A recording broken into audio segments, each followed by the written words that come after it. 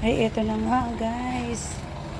Yung padala ng aking brother na isda galing ng San Teodoro. Kapatid, nandito na. Thank you so much. Hindi ko pa nakikita. Pero ito na. Ayan, parang may bit-bit na siya. Na fish. Thank you. Wow, ang dami. Tulingang bilog. Ay, naku, paborito ko to.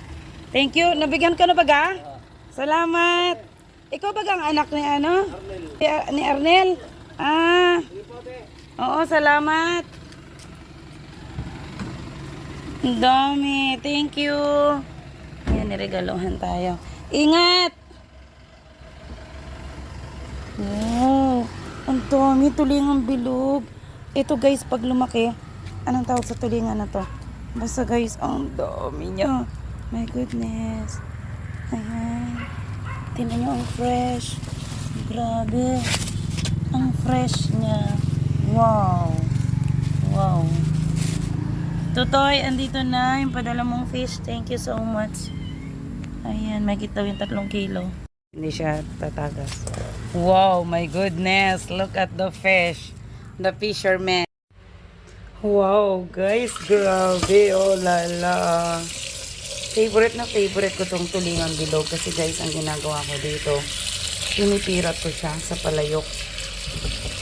Kaso, wala ngayong palayok kami. So, yung malaking kaserola. Masarap kasi talaga itong pirat na pirat eh. Tapos kalamyas. Or suka, depende. Or kung ayaw mong lagyan ng... Pero syempre, share kami dito ng aking brother. Si Elmar. So, ayan.